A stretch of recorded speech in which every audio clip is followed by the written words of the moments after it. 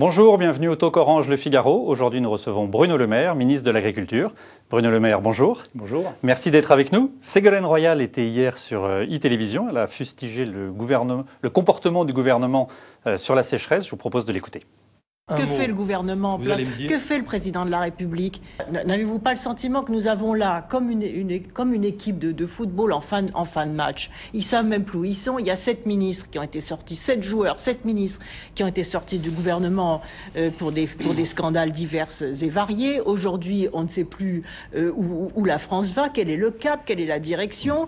Il a fallu, regardez, que dans ma région, je débloque les aides aux éleveurs pour que le gouvernement, le ministre de l'Agriculture, sans doute trop occupé à remplacer Christine Lagarde, ne s'occupe enfin des éleveurs dans notre pays qui sont en train de mourir. Moi, le gouvernement, je l'ai alerté au mois de janvier. Oui, maintenant, il a pris des mesures. Non, mais attendez.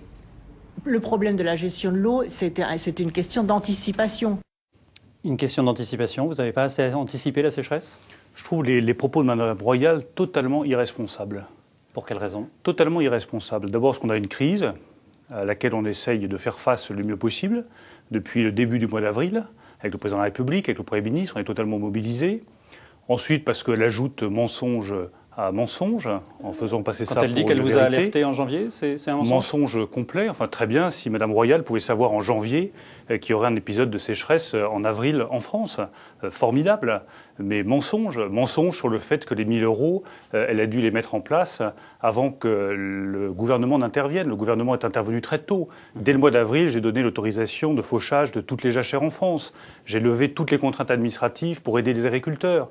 Dès le mois d'avril, on a commencé à travailler un plan. Dès le mois d'avril, j'ai annoncé que nous allions mettre en place le Fonds national de garantie des calamités agricoles au 15 juin. Jamais il n'a été réuni aussi tôt depuis l'histoire de l'agriculture moderne. Donc tout cela, je trouve ça un peu dérisoire de la part de Mme Royal. Moi, je pense d'abord aux paysans, je pense d'abord à l'aide qu'on peut leur apporter. Et je peux vous dire qu'avec le président de la République, avec le Premier ministre, depuis le premier jour, je dis bien depuis le premier jour, nous sommes totalement mobilisés pour leur apporter les aides dont ils ont besoin. Par ailleurs, 1 000 euros de la part de la région Poitou-Charentes par agriculteur, formidable. Heureusement que nous ne nous en tenons pas à ça, parce que sinon, les agriculteurs ne verraient pas l'avenir de façon très optimiste. Alors, il y a la sécheresse, mais il y a également eu les orages de ce week-end et qui ont notamment touché les cultivateurs. Vous avez déjà commencé à débloquer des aides. Vous allez aider les cultivateurs qui n'étaient pas assurés pour certains pour la grêle. Comme dans toutes les calamités, on va regarder ce qui peut être fait. On a plusieurs crises à gérer à la fois. Je pense qu'il faut les gérer avec méthode et avec sang-froid, et pas dans l'agitation de Mme Royal. Méthode et sang-froid, ça veut dire quoi? Ça veut dire regarder les priorités absolues. La priorité absolue, aujourd'hui, c'est l'élevage. Apporter à nourrir pour les bêtes et essayer de voir ce qu'on peut faire en matière de trésorerie. Nous répondrons présent avec le président de la République et avec le Premier ministre. Ensuite, nous avons la crise des fruits et légumes, en particulier du secteur des légumes. Là aussi, je me suis déplacé ce matin à Bruxelles pour obtenir du commissaire européen Dacian Ciolos l'assurance qu'il y aurait des aides. Ensuite, il y a les conséquences des grêles. Chaque chose en son temps, personne ne sera oublié, chaque agriculteur aura une réponse. Alors justement, vous évoquiez le problème de la bactérie tueuse qui a tué 22 personnes, notamment en Allemagne. Quelles aides vous allez débloquer pour les producteurs français? Il faut bien voir que pour les producteurs de légumes, producteurs de tomates, producteurs de salades, producteurs de concombres, bien entendu, la perte se chiffre en millions d'euros par semaine. Donc c'est une perte considérable, dont ils ne sont évidemment pas responsables. Donc je souhaite qu'on puisse leur apporter une réponse à l'euro près, pour les organisations de producteurs comme pour les petits producteurs, que l'aide, j'ai bien insisté là-dessus auprès des commissaires européens, concerne aussi les petits producteurs. Il me donnera une réponse de principe demain et j'espère qu'on pourra engager l'indemnisation très rapidement. On a découvert dans certains reportages que certains cultivateurs n'étaient pas assurés contre la grêle, notamment dans le sud. C'est quelque chose, il faut leur imposer une assurance obligatoire pour ce type. Je crois que dès qu'il y a un dispositif assurantiel, il faut le prendre. On le voit bien par exemple pour les grandes cultures frappées par la sécheresse. Il y a environ un tiers des agriculteurs qui sont assurés. Ils sont aujourd'hui dans une situation bien préférable à ceux qui ne se sont pas assurés. Les assurances, c'est nécessaire. Il n'existe pas d'assurance dans le domaine de l'élevage, par exemple. Moi, je souhaite qu'on puisse disposer d'un dispositif assurantiel pour les éleveurs. C'est prévu dans la loi de modernisation de l'agriculture et de la pêche. Je souhaite qu'on puisse accélérer l'assurance dans le domaine de l'élevage. Ce sera une protection importante. 22 et 23 juin, le groupe du G20 se retrouvera à Paris pour mettre la dernière main à un plan d'action pour permettre un peu de stabilité dans les prix, notamment un prix agricole. Est-ce que vous êtes optimiste sur les conclusions auxquelles on peut aboutir à ce moment-là et après à Cannes en novembre? Je pense qu'un consensus et donc un accord sur un plan d'action pour l'agriculture mondiale est aujourd'hui à portée de main. Et je le dis alors que lorsque le président de la République a eu l'intuition de mettre cette question agricole au cœur du G20, c'est la première fois que les pays du G20 s'occupent de cette question, lorsque j'ai commencé la négociation il y a à peu près un an, les positions étaient totalement antagonistes entre la Chine, le Brésil, l'Union européenne, les États-Unis, et un accord semblait totalement inenvisageable. Aujourd'hui, après un an de négociations, des contacts partout dans le monde, avec les membres du G20 bien entendu, mais aussi avec les organisations internationales, les Nations Unies, la Banque mondiale. Je pense qu'on n'est pas loin d'un consensus. Parce qu'il y a une vraie prise de conscience que l'agriculture, comme l'avait indiqué le président de la République, est un sujet stratégique pour le monde et que soit nous sommes capables d'avoir un accord sur l'agriculture, plus de production alimentaire, nourrir mieux la planète, lutter contre la volatilité des prix agricoles, qui est un problème pour nous tous, pour les consommateurs aussi, soit nous sommes capables d'avoir cet accord et tant mieux, on progressera. Soit il n'y a pas d'accord, et là je pense qu'on ira au-devant de crises graves, partout à travers la planète, émeutes de la faim, spéculation renforcée, instabilité dans un certain nombre de pays, en particulier les pays en développement. Vous parlez de l'alimentation, le Conseil national de l'alimentation vient de donner son feu vert à une levée du moratoire sur les farines animales. Est-ce que la France va réintroduire les farines animales?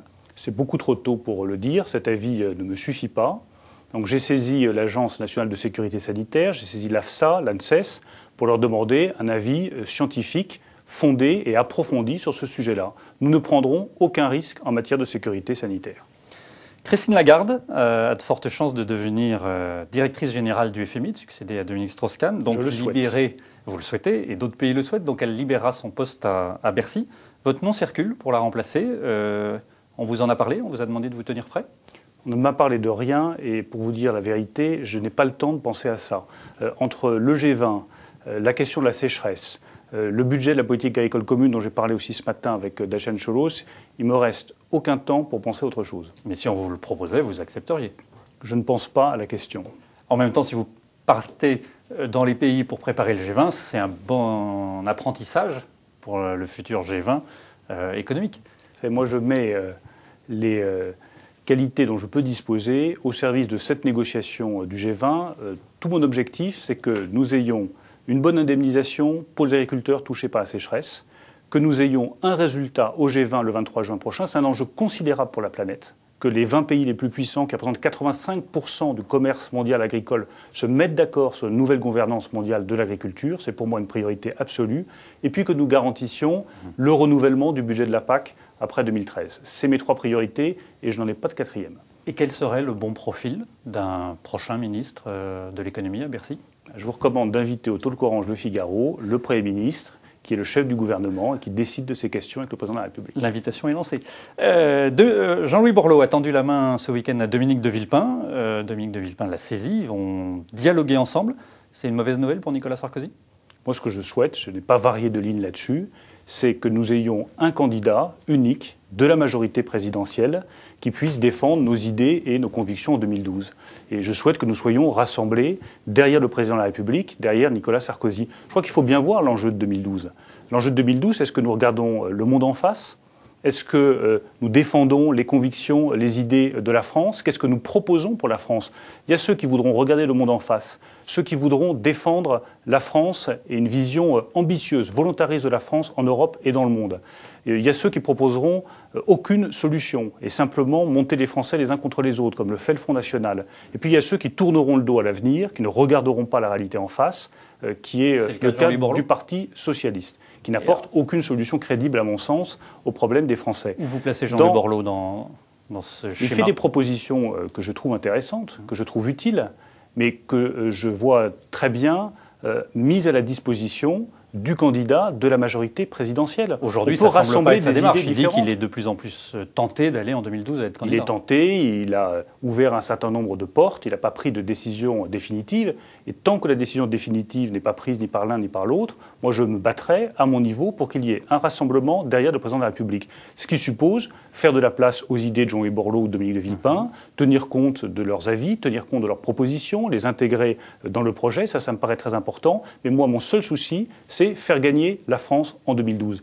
Garder le rang de la France en Europe et dans le monde. Offrir des perspectives à tous les jeunes en France qui se disent « dans ce pays, il y a des talents, il y a des qualités, mais on n'arrive pas à les faire valoir ». C'est ça qui m'intéresse par-dessus tout. Bruno Le Maire, merci d'avoir répondu à nos questions. Merci à vous. À demain pour un prochain talk.